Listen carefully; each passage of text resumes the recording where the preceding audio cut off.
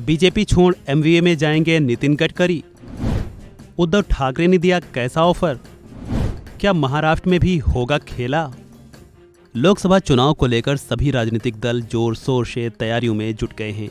बताया जा रहा है कि महाराष्ट्र में एनडीए के सहयोगियों में सीटों के बंटवारे पर बात बन गई है। वहीं विपक्षी गठबंधन इंडिया में अभी सीटों को लेकर कोई खबर सामने नहीं आई है। कहा जा रहा है कि इंडिया के घटक दलों में सीटों को लेकर अभी चर्चा जारी है, लेकिन उसके सहयोगी चुनावी प्रचार प्रसार में लगे हुए हैं।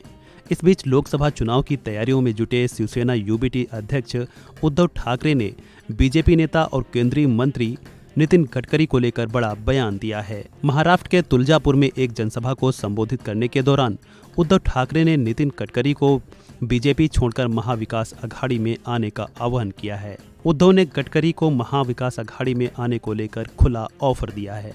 तुलजापुर की जनसभा में उद्धव ने गडकरी को लेकर बयान देते हुए कहा कि नितिन गडकरी बीजेपी छोड़कर हमारे साथ आएं और देखें कि महाविकास अघाड़ी उन्हें कैसे चुनकर लाती है। उद्धव ने इसके साथ ही बीजेपी पर प्रहार करते हुए कहा कि बीजेपी की पहली लिस्ट में कृपाशंकर जैसे लोगों का नाम है, लेकिन महाराष्ट्र में जिसने बीजेपी को खड़ा किया, हमेशा युति के लिए काम करते रहे, उस गडकरी का नाम तक नहीं।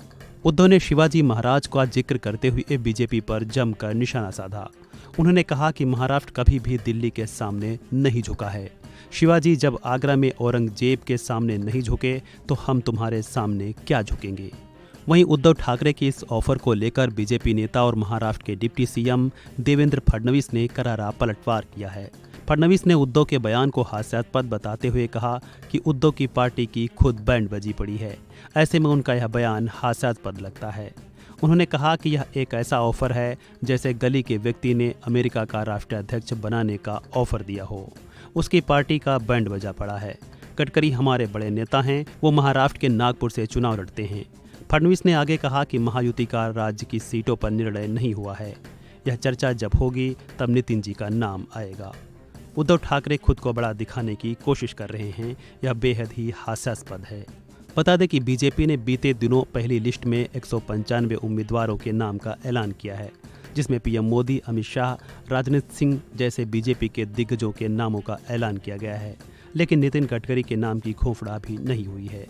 महाराष्ट्र में लोकसभा की 40 सीटें आती हैं। बीते 2019 के चुनाव में बीजेपी ने 25 तो वहीं शिवसेना ने 23 सीटों पर अपने उम्मीदवार उतारे थे, जिसमें बीजेपी ने 23 और शिवसेना ने 18 पर जीत पाई थी। हालांकि तब शिवसेना में दो फाड़ नहीं हुए थे। फिलहाल इस वीडियो में इतना ही। खबरों से जुड़े अन्य अपडेट्स के लिए बने रहें वन इंडिया हिंदी के साथ।